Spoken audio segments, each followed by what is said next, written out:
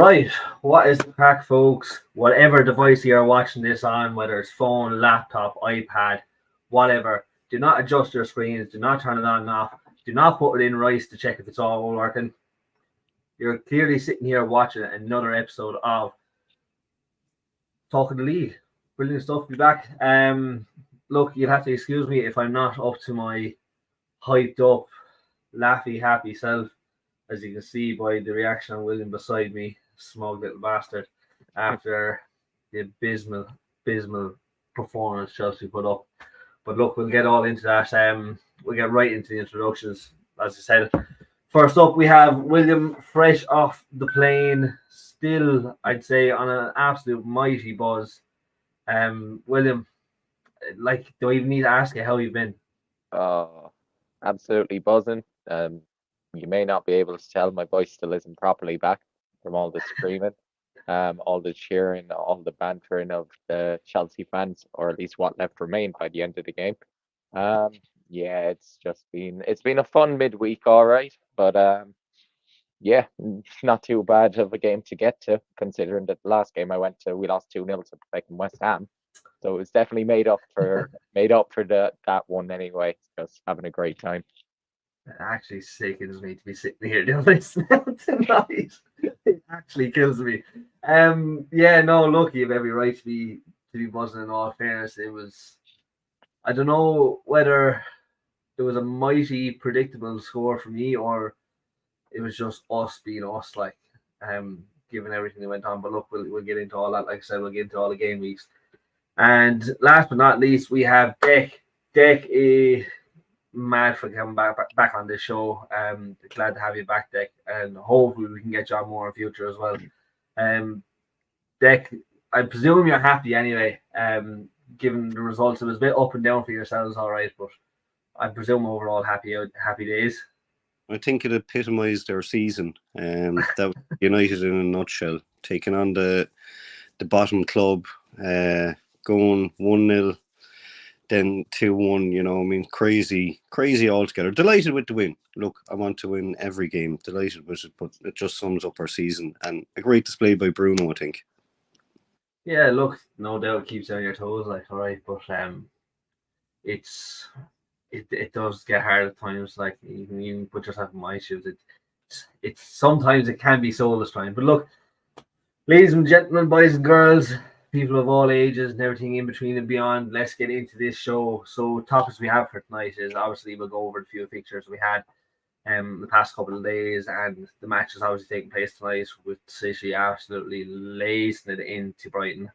I think the big one we're going to be talking about is the Liverpool shambles and their title hope.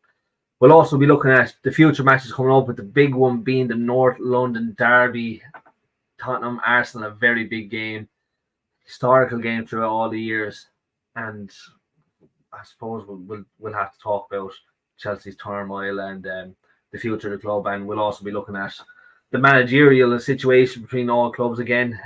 It's always a hot topic to take on it, so we may as well get straight into it.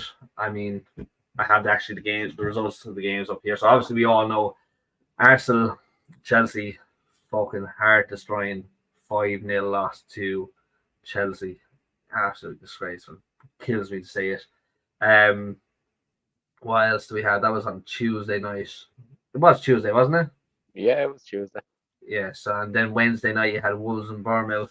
You had Crystal Palace absolutely lacing into Newcastle with lovely 2-0. If anyone follows me on Twitter or follows Martin, Mike Maggs on Twitter, the other co-host we have on, absolutely sewing into me after that Chelsea game, showing up a high five hand, and so I had to give it back to him with the good old classic, stick them two up your arse.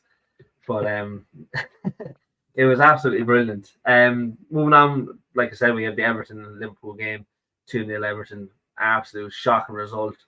One I think most every fan wanted to see, apart from Liverpool fans, obviously.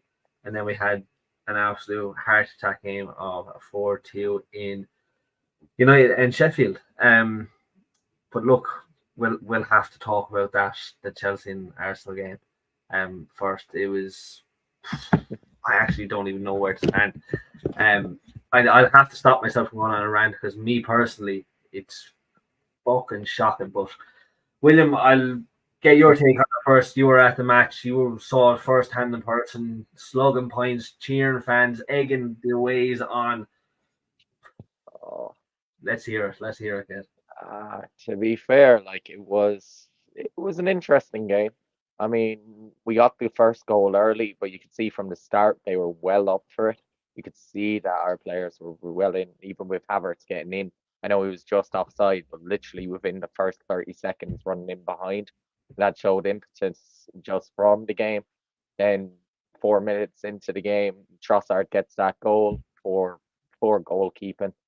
Really, to get beat by your near side, I was a bit more nearly too shocked to celebrate. I did celebrate massively, but but I was just like, oh, I didn't expect that to go in. And then yeah, once it got to the second half, you could tell throughout the game that your midfield was just getting absolutely destroyed by our Getting midfield. dominated so much. You had We were getting no dominated all chance to get over the through. pitch. Like he created a few chances where in that first half where you're like, okay, if they get a goal, it could get a bit nervy. But then like there was a few changes by I'd say Arteta in the system in that going into the second half, and then we got that second goal, and then Chelsea just absolutely capitulated completely and just lacked the ability to hold on, and we smelled blood in the water and just went for the jugular. Look, for me personally, I think it was just down to the fact we got into our own heads, and with the news floating about Palmer not going to be, he's not going to be on the pitch due to illness, and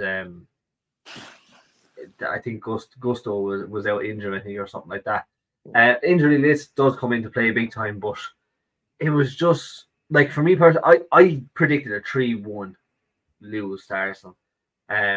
We have our scoring third goal. Obviously, I would have been happy with that, given the prediction, given the current state we are in, and obviously the form. Like I said, we've just been destroyed all over. And it's just madness to think, right? With the players we have out on the pitch and the money we're after pumping into it, you think we'd be a lot better than that. I know we've had a very poor season, and regardless of who's on the pitch, like fucking 5-0 loss to Arsenal is absolutely dreadful. Now I know going to the Emirates will always be hard, like, but still, at least a consolation goal would have done the favour. I think the main problem is not even our midfield. Arsenal are obviously mighty in the midfield. You count as players there for days, the likes of Rice, Trossard, all that, Odegaard. But I think our main problem now at this stage is players are fed up. Players are just, heads are dropped, morale is low, fans are calling for heads. I know I'm calling for a few heads on that team, calling for a lot of them now at this stage, and I'm just severely pissed off. Like, for me personally, I think that club just needs to be fucking good. Like, there's only a few players I'd keep Petrovic. Besides them 6 goals, he did well. He was the best player on the field, even though leaving in them goals.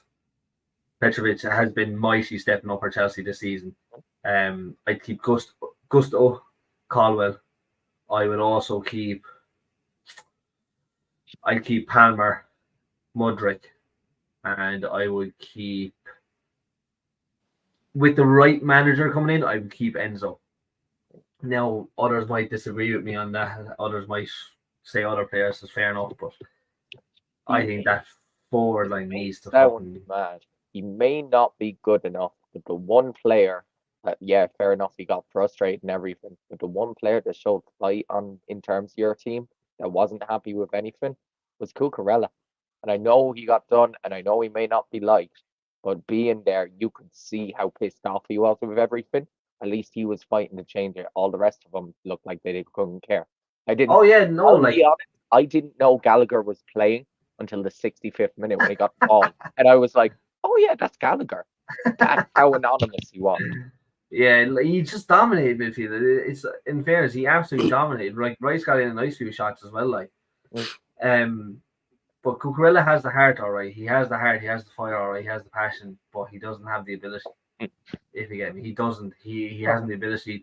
Saka turned him into a pretzel there at go-to stages. Like, it was absolutely scandalous. And Ben White coming in behind him and didn't even show Ben White got 2 fucking goals. Like, it was madness down that side. You know your Absolutely team's madness. in trouble when Ben White is scoring 2 against you. And I had this argument with an Arsenal fan there. I say a few weeks back. He was arguing and saying Ben White was the best right back in the Premier League and in the top 5 in the world. And I fought tooth and nail. I named out a heap of players that are way better than that. He wasn't even in the top 10. And at this stage now, right, I know it's only one game, but you have to give it to him, like, and it's fucking killing me, like you think after spending, like, is it the scouting system at the club or what is it like that? Scouts are going out, oh yeah, Cucurella's the shit, like fucking spend fucking half 100 million on him, he'll play Syria, and then we just get dog shit. Are Brighton just scamming us at this stage, or what's the story like? It's madness. Spending 150 million on Casado, spending, what was Jackson? I think Jackson was about 35, 36 million. Am I right in saying that? Like, wow. Modric 80 million, Enzo 100 million.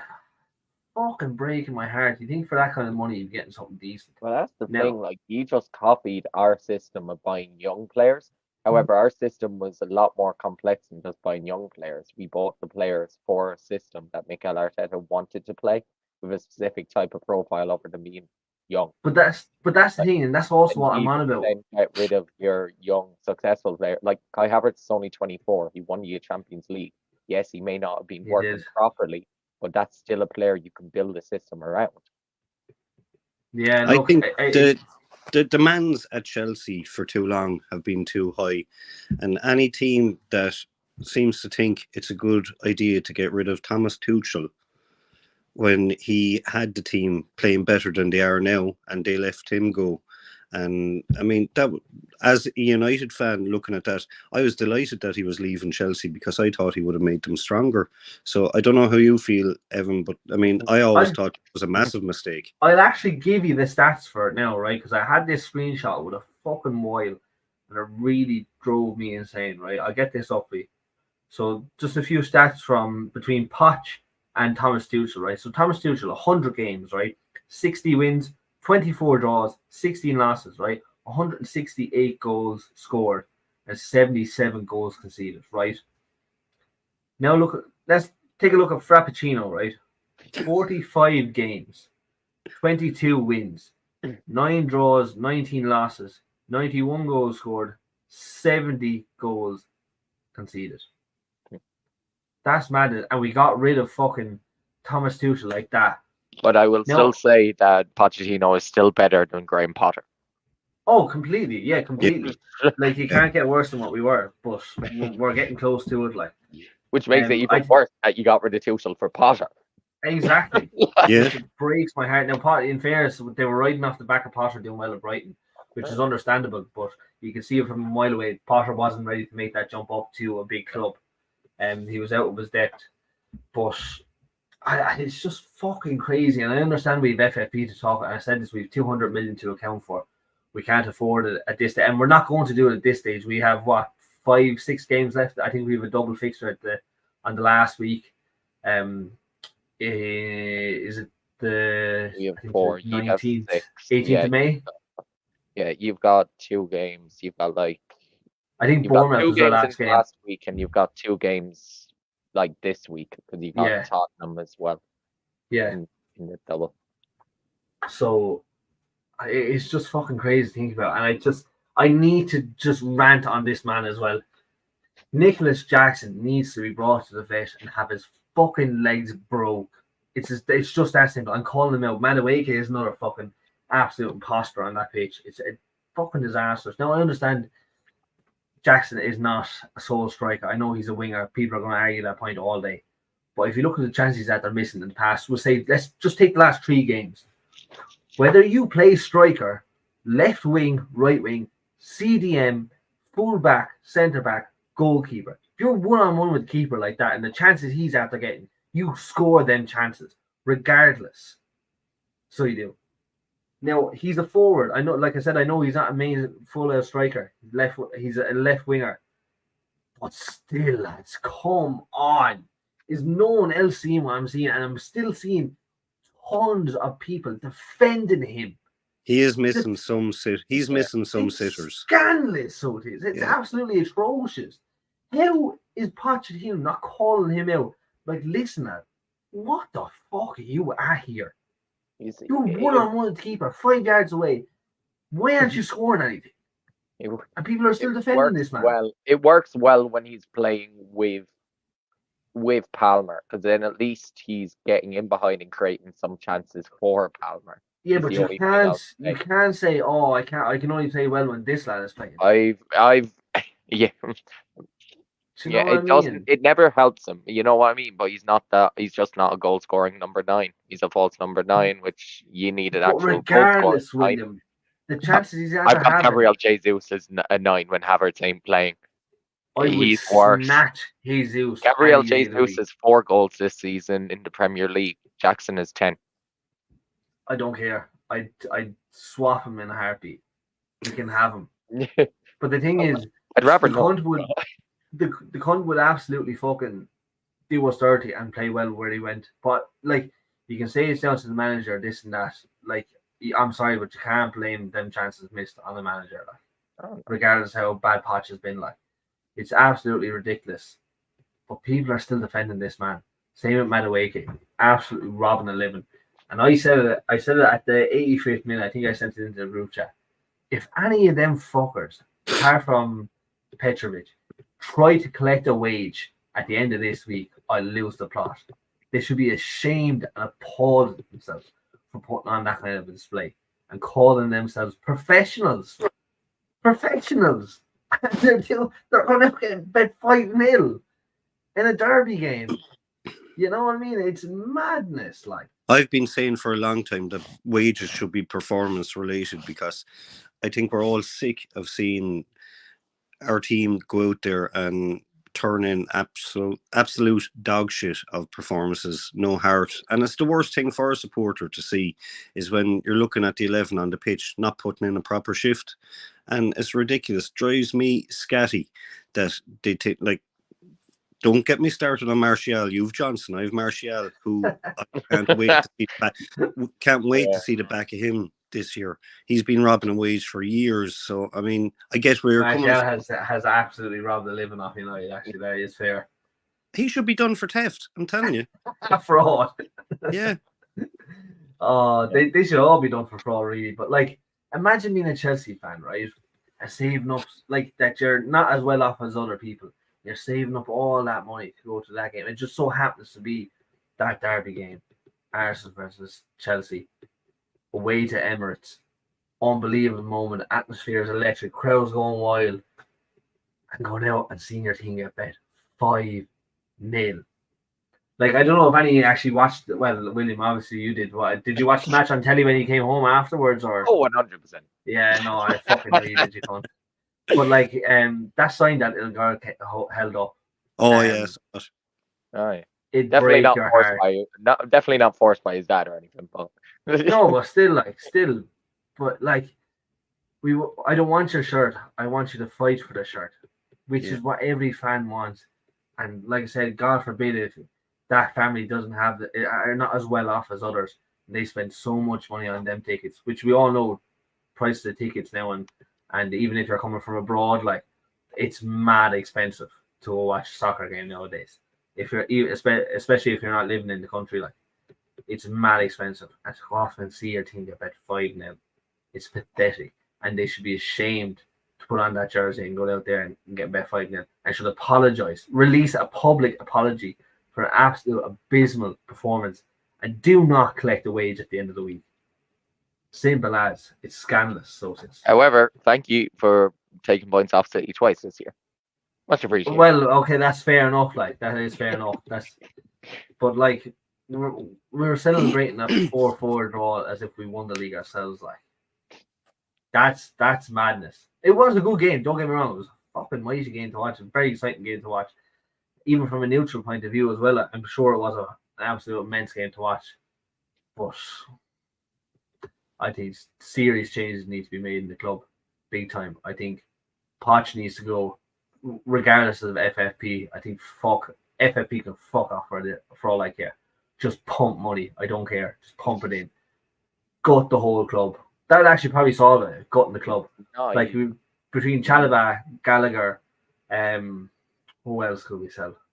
to be fair, you just need to get new people at the top. It's not even necessarily it's your Well, recruitment. that as Like, well, yeah. they But need to just still, focus on getting a strategy behind an actual person and figuring out what they want, what style of football, and getting in the right type of targets rather They than need pumping to- in money that others need.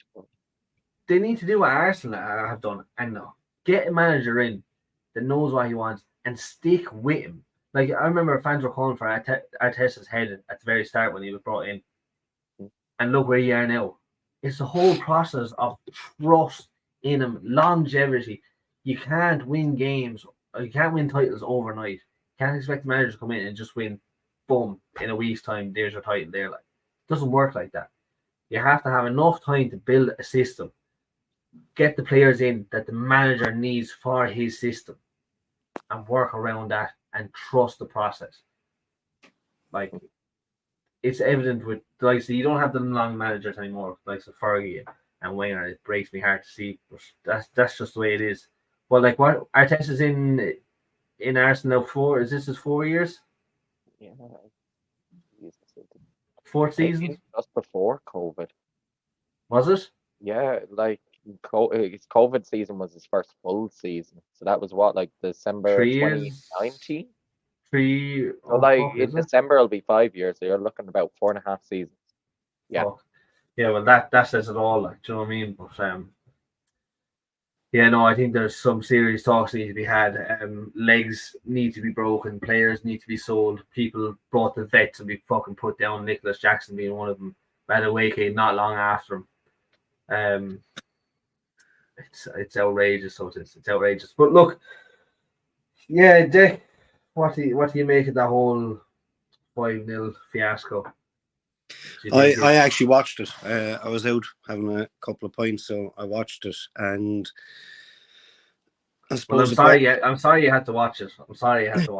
Well, I had to have a few drinks to numb the pain. You know, it was atrocious from Chelsea. It was cat. I mean, they just didn't.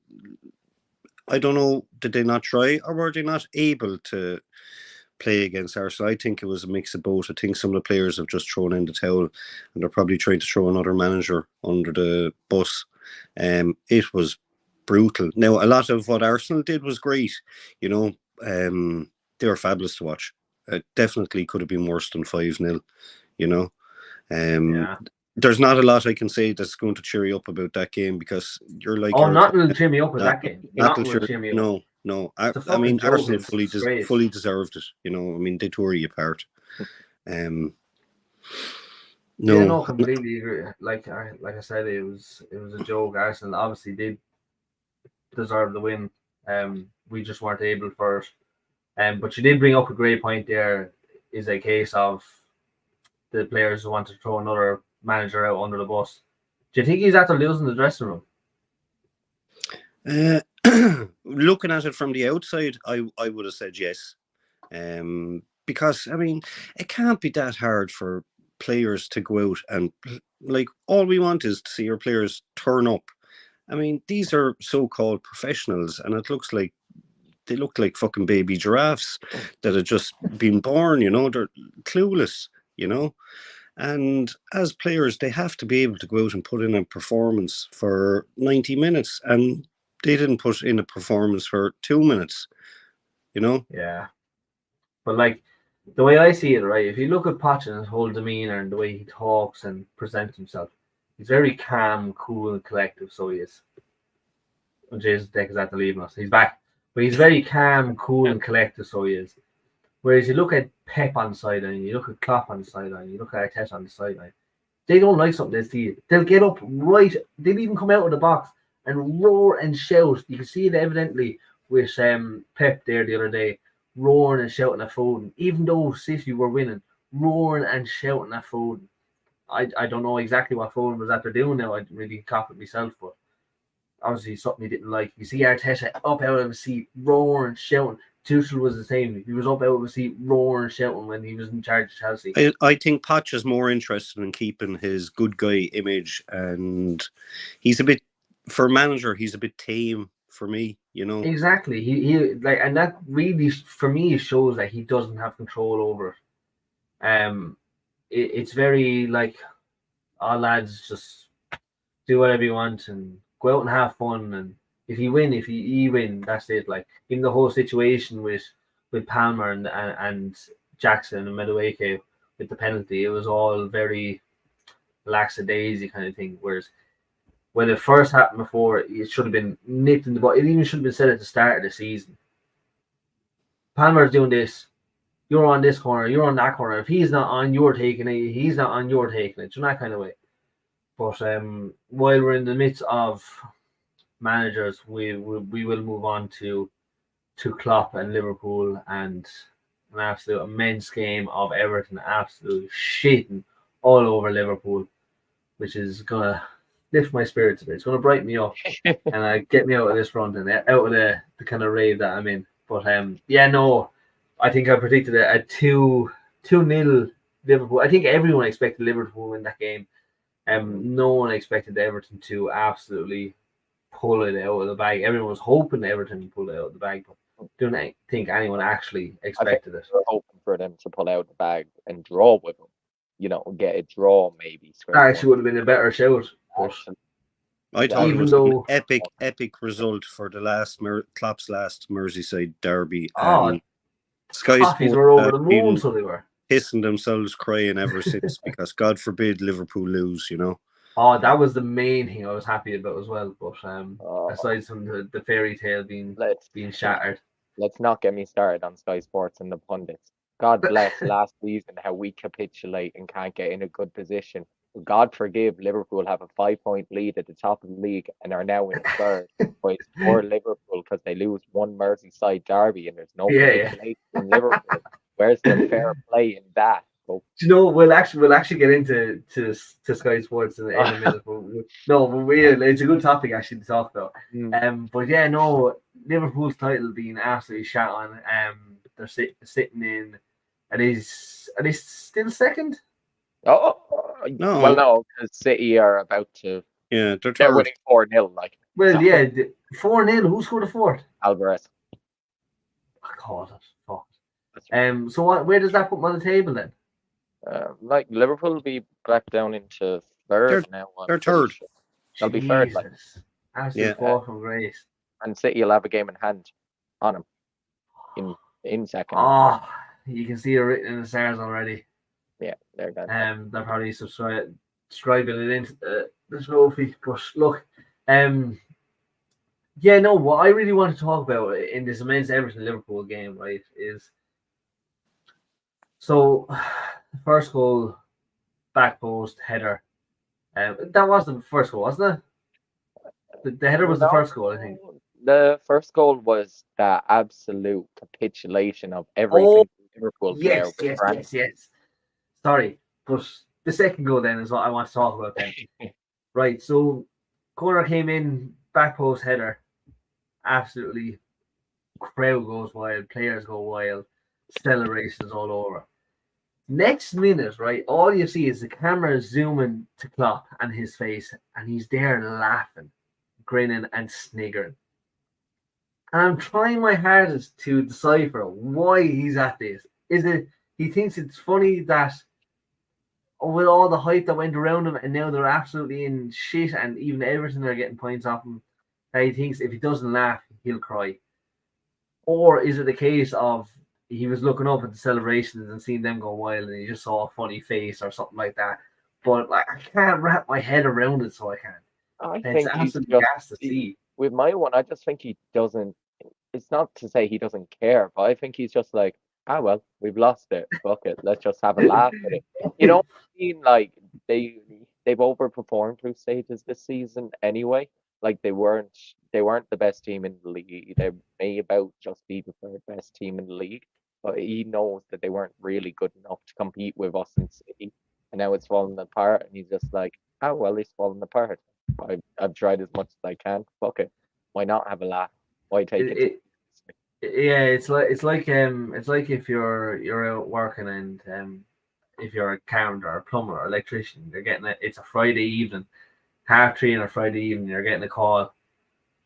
Will you come do this job for me real quick? Plumber's like, I'm finished in a half an hour. This job is going to take me an hour if I do it properly. Let's go out and just fucking get it done in a half an hour and just be done with it.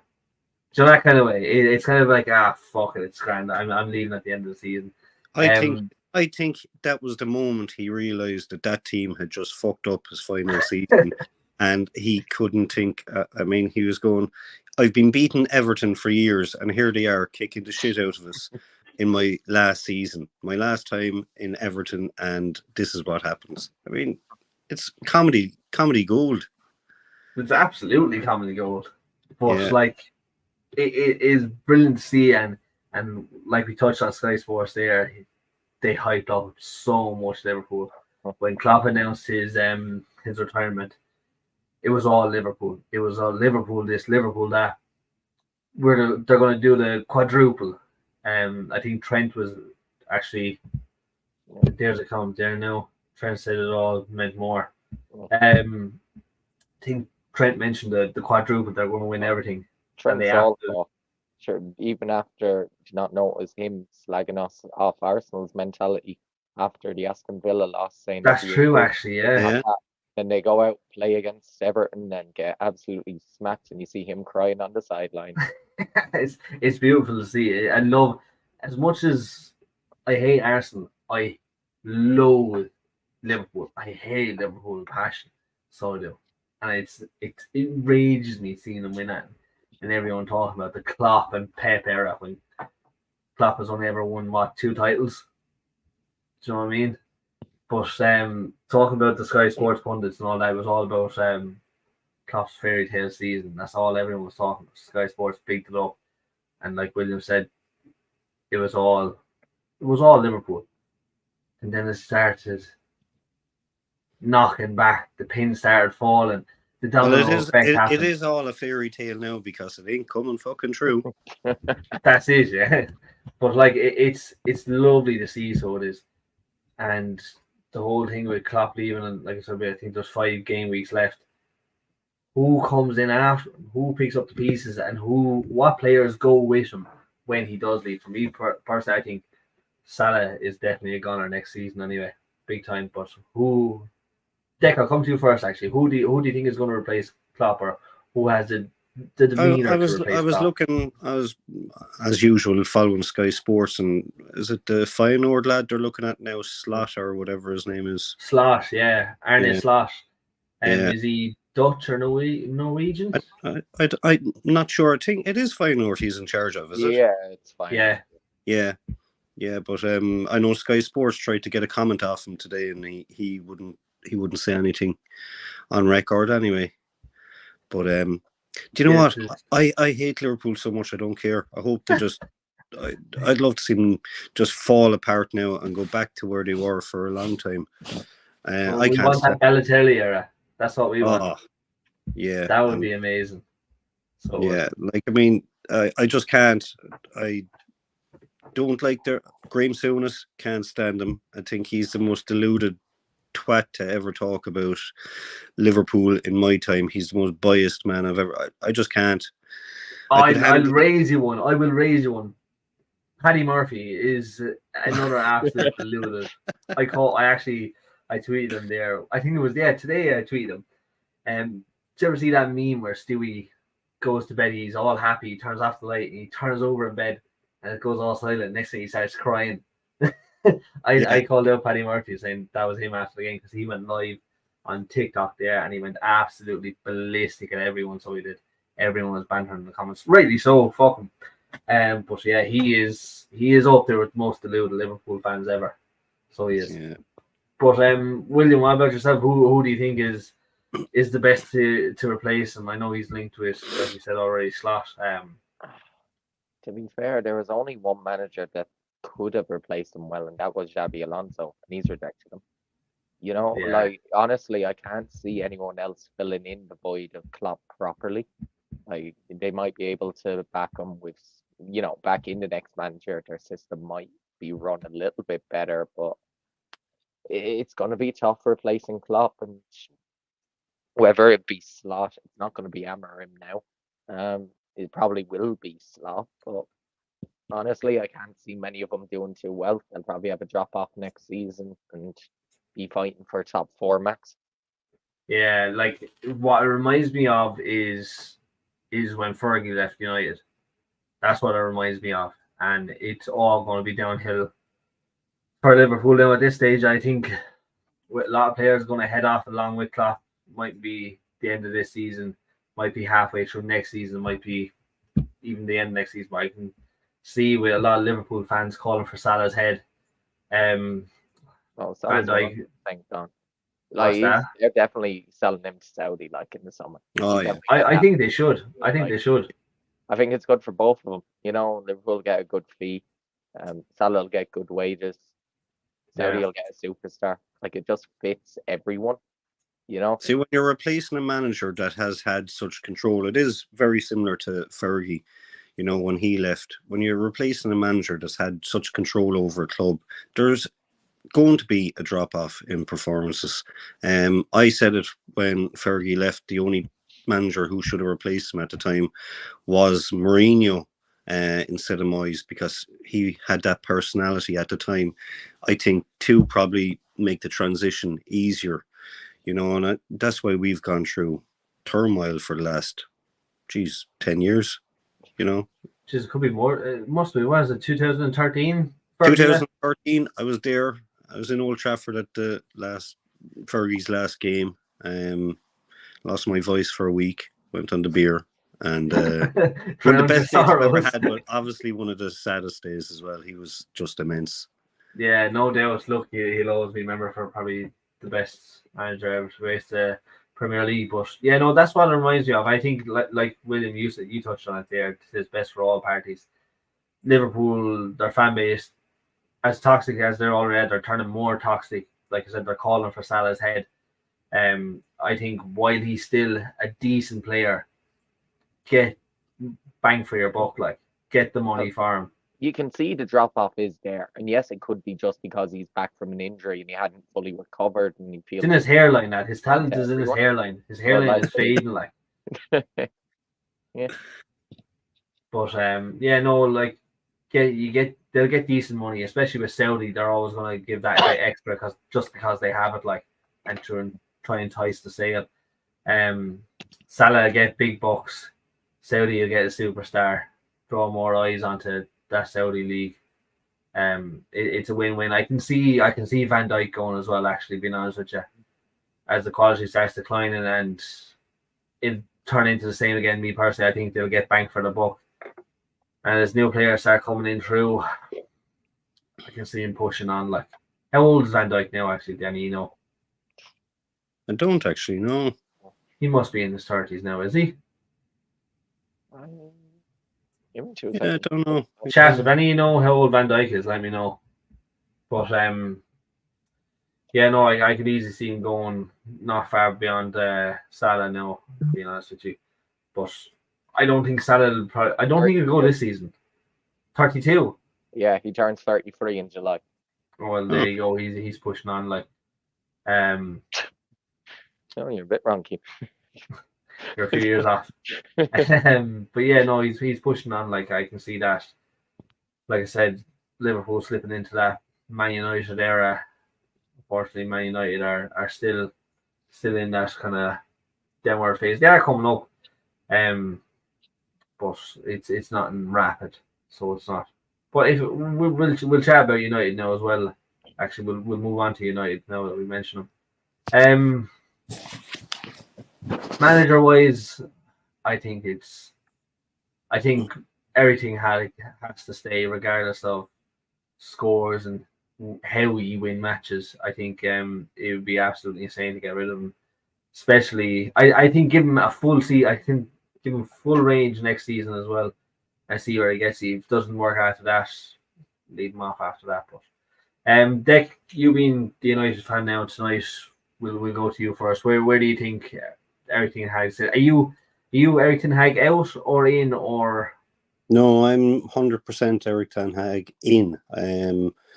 I think he's managed to do well when the Glazers were there, and now that they have, like, under their stewardship, I don't think any manager is ever going to succeed with them. So it's going to change now with Ineos and Sir Jim Radcliffe. I'd definitely give him next season to see how he works with them. They seem to have more of a footballing knowledge than the Yanks that were there, or still there, but the Yanks that were controlling it beforehand.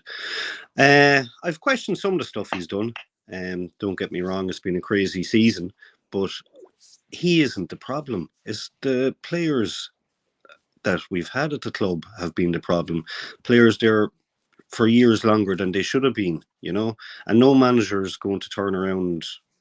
I definitely get rid of 8 to 10 players at the club at the moment. I could probably name the main name you're talking about there. He's probably there a bit too long now as well. And the laziness, there's a hint to it, is that they're kicking in big time. And there's a lot of egos on that team, in my opinion. You might disagree with me, but there's a lot of egos on that United team. William, what do you think?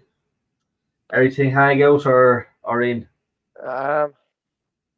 We're right. As a rival fan, I want him to stay in. I want him to stay until the Arsenal game at least, because the amount of chances you're keeping, like, we could have another Chelsea game in our hands when we play you. Just being honest, I wouldn't be a big fan of Eric Ten Hag. I understand that there is a lot of issues at Man United that go way above him, and I've said that many times before.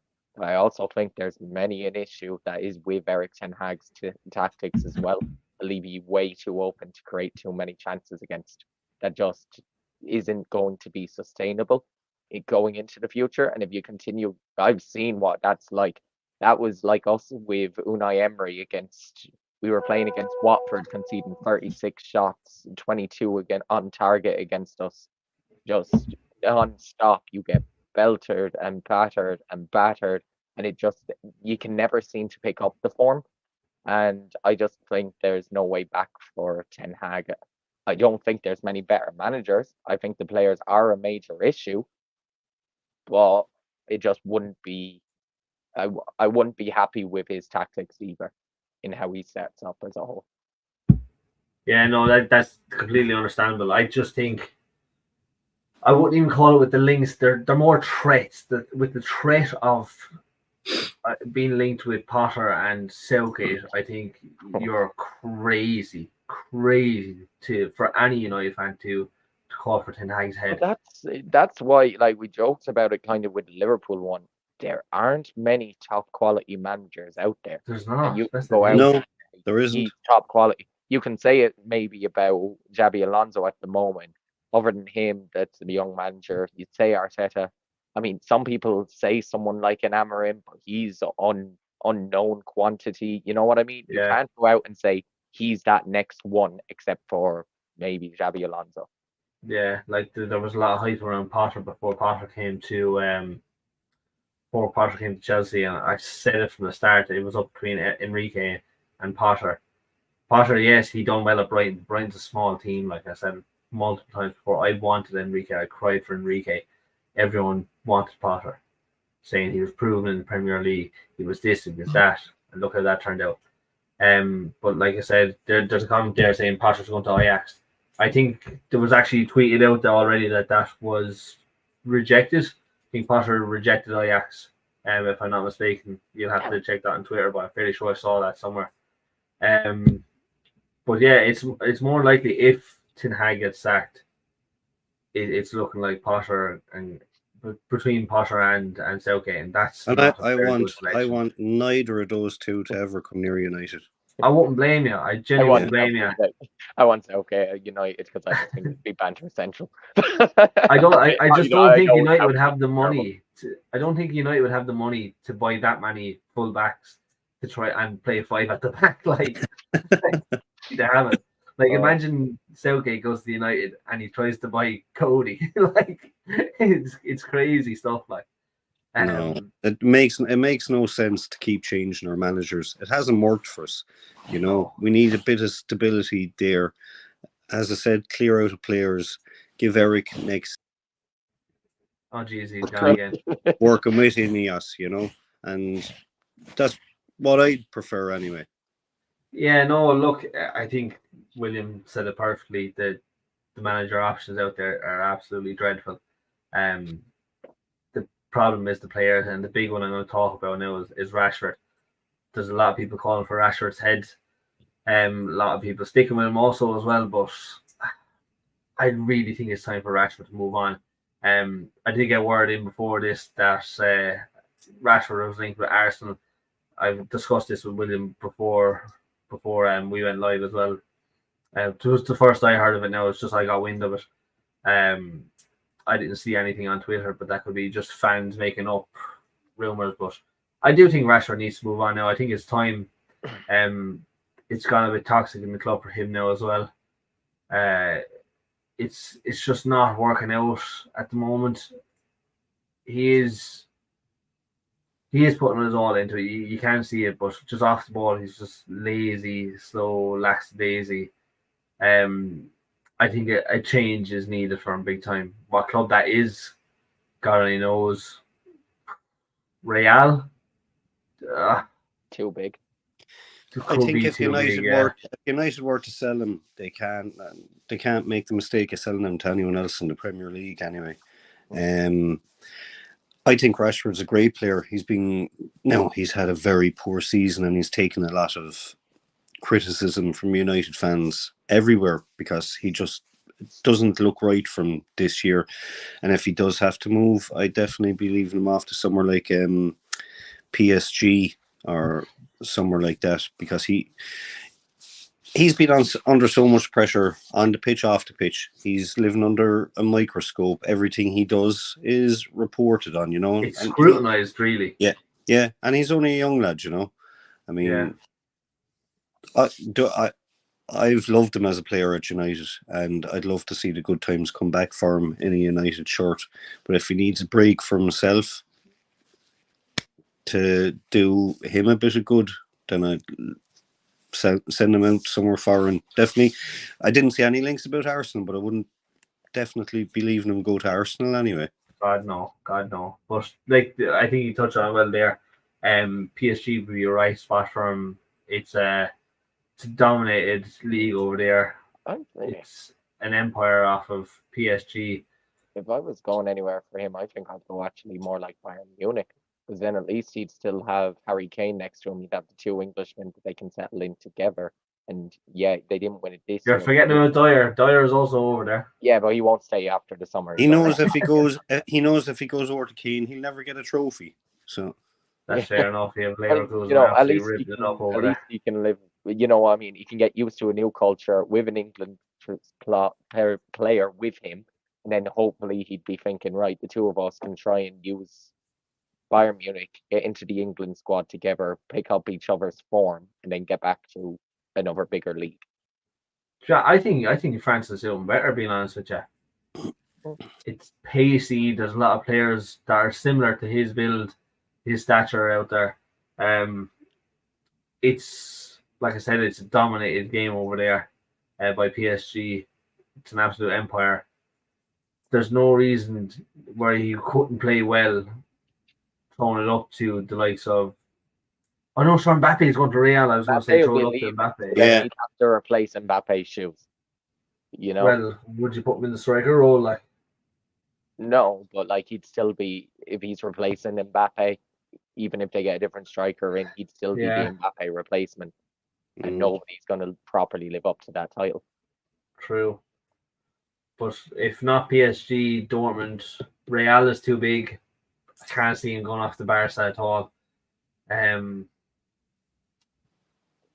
Jesus, when was the last time Barca even had an English player?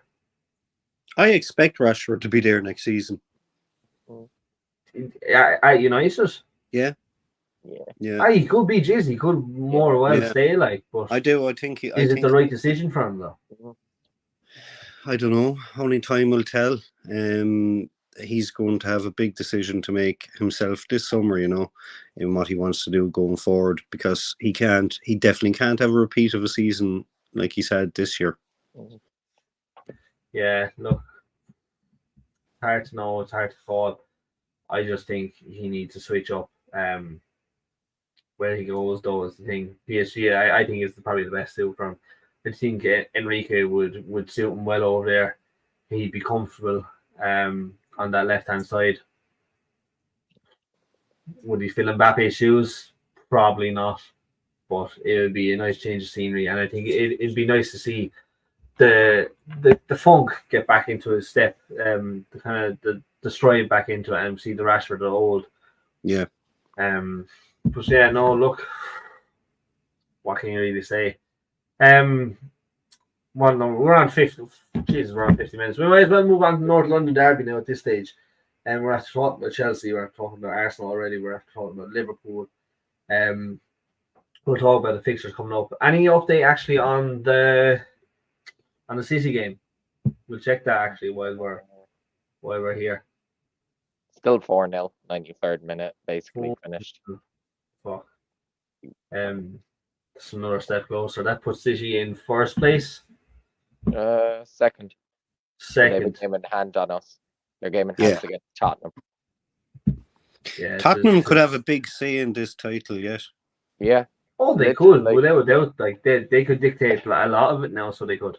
That's why it dictates the title, because with Liverpool out of it, even though they do still have to play Liverpool, like they play us this weekend as we're going on to, and they play Man City.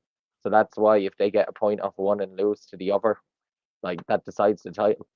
If they beat both, it keeps it in, or even if it's a draw against one, lose against one. It is like they have a big choice, and unfortunately they play City second to last game when they might have nothing to play for. Yeah, look, we have Paul in the comments there saying Arsenal will beat Spurs. I'm going to come to you first, William, on this one. Yeah, Derby day. Do you think this is going to be the toughest one in recent years now for you, or probably the most important? Like we said, it's going to dictate a lot of the final results at the end of the year. So it's arguably just the most important one since last year.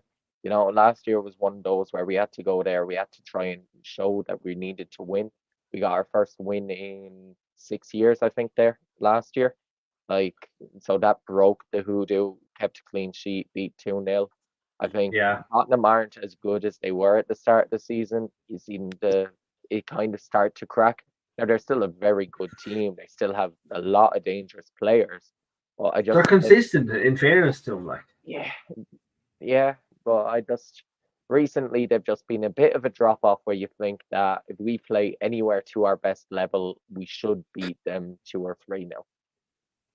There's no doubt with the form you're on and coming off a mighty 5-0 victory against another London side. There's no reason why you shouldn't absolutely spank Spurs now at this stage. Dec, yourself, Derby Day, it's always an exciting one. Even for the neutral fans, it's always nice to see rival clubs go up against each other. Oh, yeah, massive game. Given the importance, like, do you know what I mean, of every point coming to the end of the season, it all counts. Like, and like we said, Tottenham are going to dictate a lot now. Coming up towards the end of the season, do you think this is a must-win for Arsenal? Do you think it's a life or death? If they lose this game, does it throw the whole rest of it into shambles for them?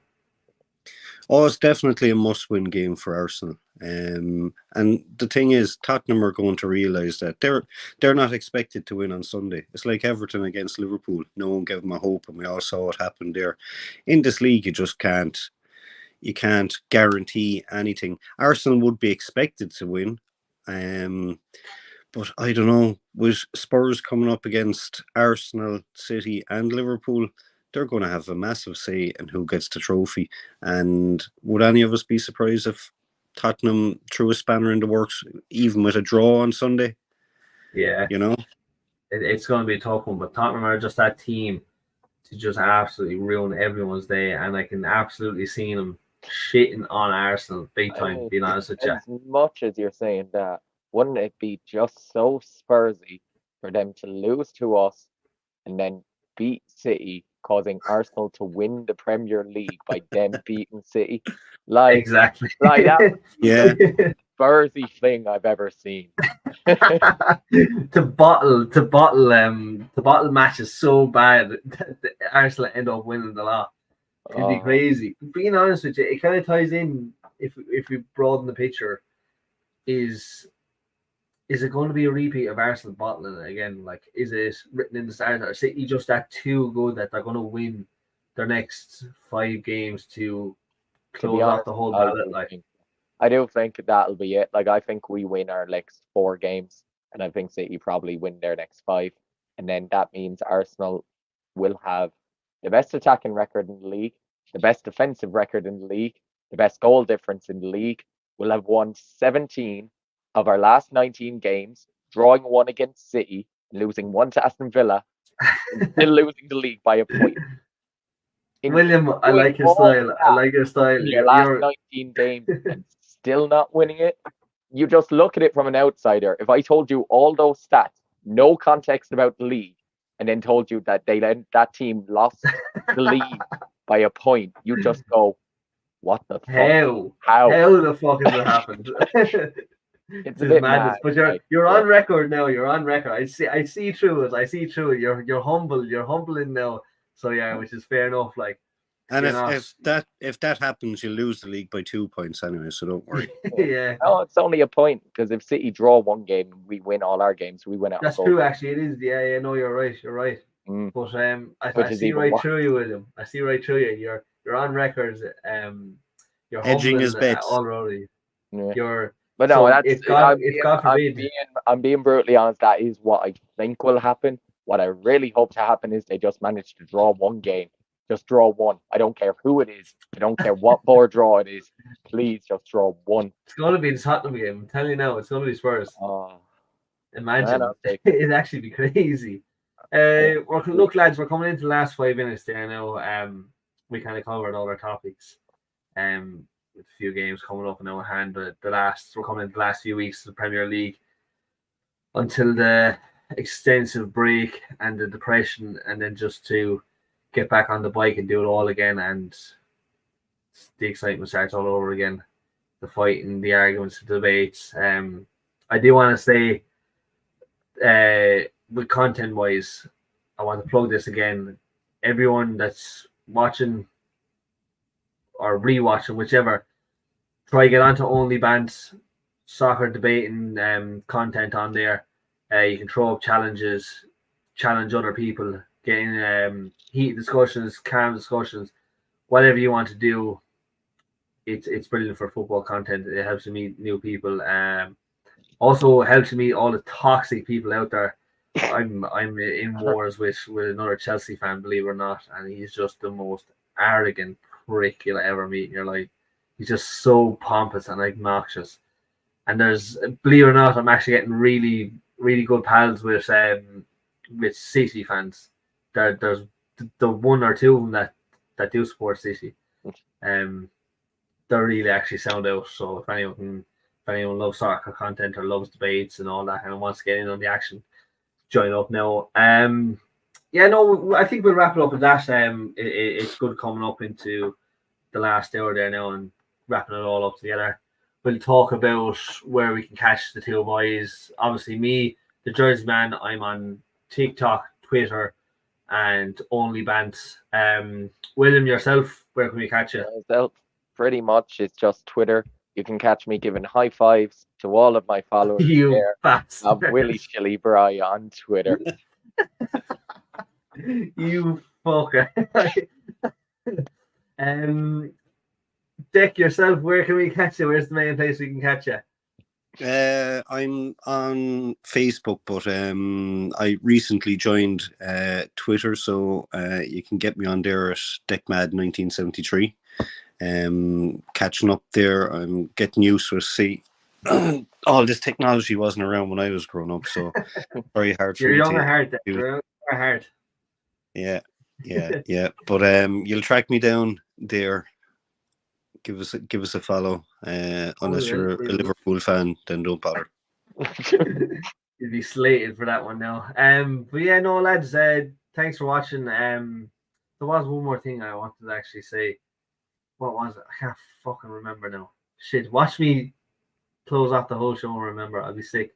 Oh yeah, Martin, or my co-host that's usually on with me, he will be back next week. Unfortunately, he had other things to be doing, but we will be talking about that absolutely glorious 2-0 loss to Crystal Palace. He gave me the big one on Twitter there. If any of you saw it, he will be getting an absolute roasting and a grueling next week. So please tune in for that. Thank you everyone for watching. Leave your likes, subscribe, click the bell notification, and stay tuned for more. And we will see you soon enough.